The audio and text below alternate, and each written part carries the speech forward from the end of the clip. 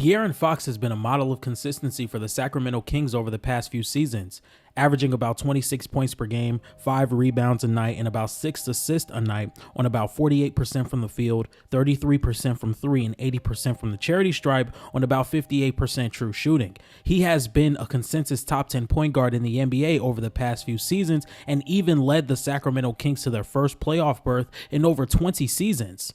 With his shiftiness, his quickness, his ball handling, his finishing around the rim, and the upwards in volume and mid-range shooting and three-point shooting, De'Aaron Fox has always been able to create a quality look, whether it's at the rim, in mid-range, or now from three. But I believe there's something that separates De'Aaron Fox and the upper echelon of point guards in the NBA. Even though we look at De'Aaron Fox's raw numbers and we say that he is one of the best point guards in the league, there's something that he just does not do that compares to the Luka Doncic's, the Trae Youngs, the Steph Currys, the SGAs, the Ja Morants, that I would be pretty comfortable taking those guys over De'Aaron Fox. And it almost leaves me disappointed because I think De'Aaron Fox could have that same level of impact. I'm going to show you guys De'Aaron Fox's shot chart this season.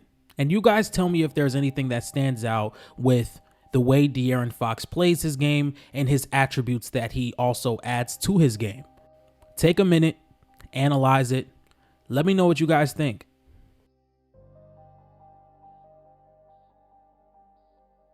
For those who have been following De'Aaron Fox's game over the past few seasons, you would have noticed that there has been an upwards of volume in his shot-taking abilities in the mid-range and beyond the three-point line. And within the analytical era that the NBA is moving towards, you can understand why he would take more three-point shots and why he would shoot the ball more. But looking at his shot chart, he's not that efficient from those areas, and he's also been losing volume in shots at the rim. So in today's episode of At the Buzzer Sports, we're going to be talking about why I think De'Aaron Fox could be much more dominant as a point guard if he started creating more rim attempts a lot more.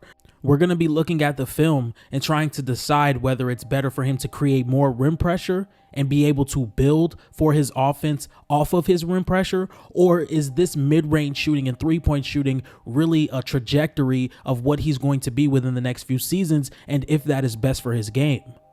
Here is the percentage of field goal attempts that De'Aaron Fox took between 0 and 3 feet and the field goal percentage that he converted these shots between 0 to 3 feet. In the 2019-2020 season, they were at about 31% a game of shots between 0 to 3 feet. In 2020 to 2021, they were at about 23%. 2021 to 2022, about 20%. 2022 to 2023, about 17%. 2023 to 2024, around 13%, and for 2024-2025, about 13% again.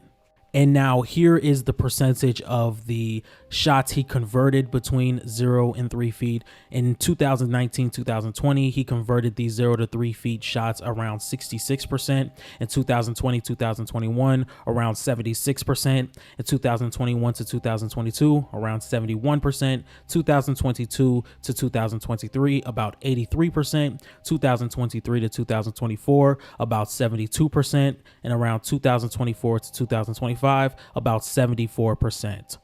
And with all the traits that De'Aaron Fox possesses, you would think that he would create more rim pressure a lot more than he actually does. He's had an uptick in volume of three-point shooting and mid-range shooting, and I think that has taken away from, in my opinion, his best ability, which is his change of direction, his ball handling, and his speed. So when I compare him to guys like Ja Morant and Luka Doncic and SGA and Jalen Brunson and Steph Curry, it kind of varies in difference because I think those guys can really bleed and bend a defense with their ability to do it consistently that I just think De'Aaron Fox can't.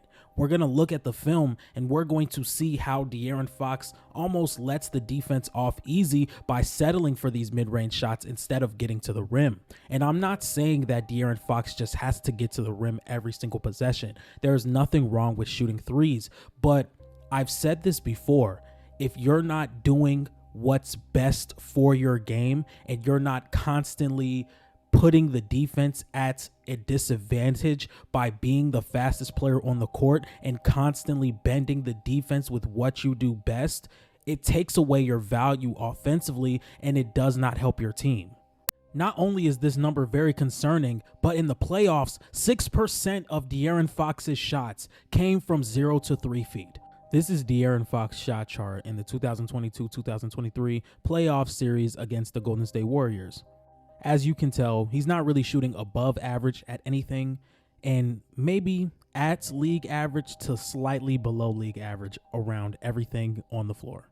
If you can notice, he's shooting about 3 times the shots from above the break threes that he is in the restricted area.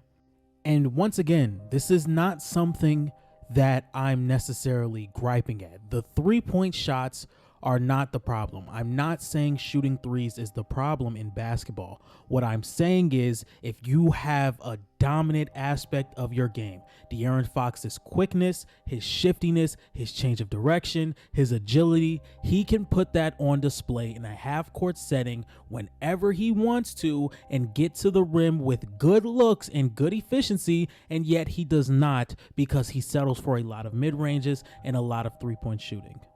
Here's a look at De'Aaron Fox's shot chart for the 2021-2022 regular season, where he still averaged 25 points and was efficient from a lot of places inside the arc.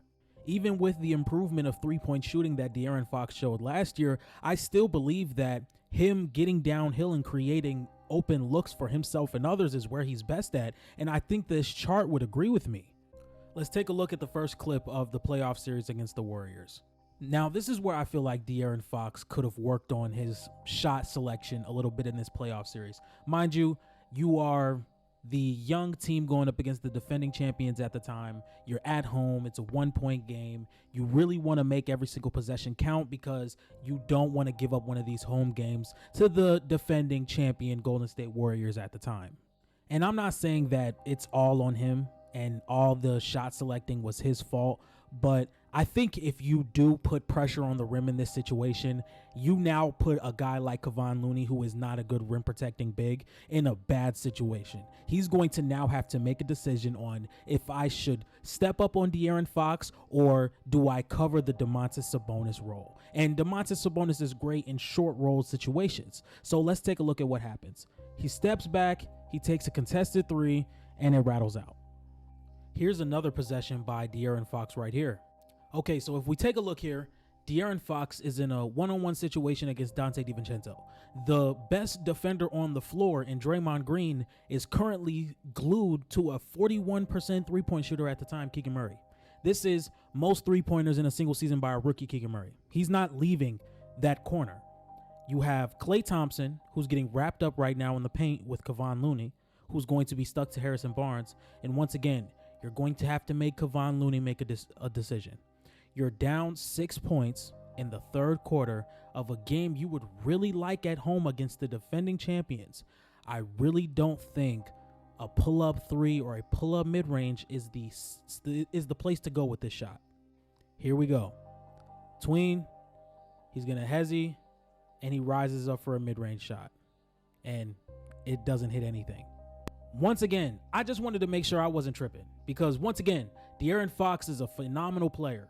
But if he is not constantly providing what he does best in a half court or full court, open in space, anywhere on the floor consistently, I just don't think he's going to be able to be at the level of a SGA, a Luka Doncic, a Ja Morant, because when we look at these top tier point guards, they're going to be able to bend defenses with their best attribute. SGA is going to be able to drive to the rim, stop on the dime, and be one of the most gifted scorers this generation has seen. We're going to look at Trae Young. He's always going to spoon feed his offense easy shots. Luka Doncic, the same. Tyrese Halliburton, the same. Ja Morant is always going to create rim pressure. Creating rim pressure as a guard is extremely important, and it sets up a lot for your offense. De'Aaron Fox has moved away from that. So in that playoff series, De'Aaron Fox averaged 27 points per game, 8 assists a night, 5 rebounds a night, with about 2 steals a night on top of that. And if you did not watch the series and you're looking at the numbers, it looks like he did what he had to do in his playoff debut. Until you look back and you realize he was shooting 23 shots a game.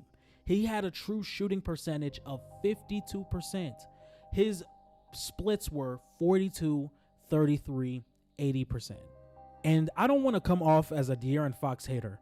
I just think that this is something that I should put a notice on, because I think in a star-studded point guard league right now, I think De'Aaron Fox gets a little under-noticed, or he doesn't get recognized as much as LaMelo Ball has this season, Cade Cunningham has been this season, and how guys like Ja Morant and those guys get recognized, even though De'Aaron Fox has been in rumors and he has been in a lot of talks, but that's been for trade news and why the Sacramento Kings have been so bad. I think De'Aaron Fox could be much more respected around the league and much more noticed if he just added that to his game. And now that we have covered the past few seasons and where this may have started, we're going to move into this season. If this wasn't in slow motion, I'd be able to show you how fast De'Aaron was moving up the floor. But settling for this type of jump shot, we're going to go back. This is another situation I feel as though happened in the playoff series against Golden State. You're in transition, you're down 10, the defense isn't even set, the best player on the floor isn't nowhere near the paint, you're the fastest player on the floor. Go to the rim. Go to the rim, De'Aaron. Go to the rim. Instead, De'Aaron pulls back and just takes a really ill-advised shot. We're not going to. So here, the Clippers are clearly in the zone. And their top three is Amir Coffey, Kevin Porter Jr., and Nicholas Batum. Who are their two low men, John? Who are their two low men? Because there's obviously got to be a reason why De'Aaron Fox didn't drive to the rim. I don't know if you guys noticed this, but James Harden and Chris Dunn are the low men in this zone. So let's really try and break down what De'Aaron Fox did in this situation. Okay, so in this situation, he gets the step. He gets the step. I promise you, just a few more steps, you have the lob to Alex Len. You have the lob. You have the lob to Alex Len with just a few more steps. That's all you needed in this scenario. Instead, pump fake, tough shot, and now it rims out. I actually don't hate this right here. De'Aaron Fox is going to give it up to Domantas Sabonis, which is his playmaking big, and he's going to cut. The only thing is, Rudy Gobert is a great defender, so he cuts that off, and De'Aaron Fox has to settle for a mid-range. I didn't hate that. To wrap this video up, I think De'Aaron Fox could be a much better point guard if he decided to use the attribute that he is best equipped with, which is getting downhill, making decisions in these drives, and changing his direction and the ball handling he possesses when getting downhill. I think that can open up a lot more for the Sacramento Kings offense, and I definitely think a lot of his players can play off of that when he does put 2 feet in the paint. So, ladies and gentlemen, if you guys like this type of content, please be sure to like, comment, and subscribe. I'm still going to be trying to upload videos every single day on this channel. If you guys like this type of content, please be sure to like, comment, and subscribe. And to everybody that has been subscribing, commenting, liking my videos, just to let you guys know that I appreciate all the love that has been shown. I have gotten a new wave of subscribers because my most recent video has gotten over 10,000 views. My first video with over 10,000 views. Now, I know that may sound crazy and something that should not be celebrated, but I'm going to take my small wins because I need to get a lot better with that. So with everybody who has been subscribing along with watching and liking my latest video, how's everybody doing? We try and make videos like these pretty consistently throughout a 7-day week. We should be uploading at least 5 times, at the most 6, because I take Sundays off every week. But once again, thank you everyone for the love that you guys have been showing. I will never be the guy to try and dismiss it or act like it does not matter to me, because trust me, it does. So thank you guys for watching once again. And if you guys like this type of content, please be sure to like, comment, and subscribe. And I'll see you guys tomorrow. Peace.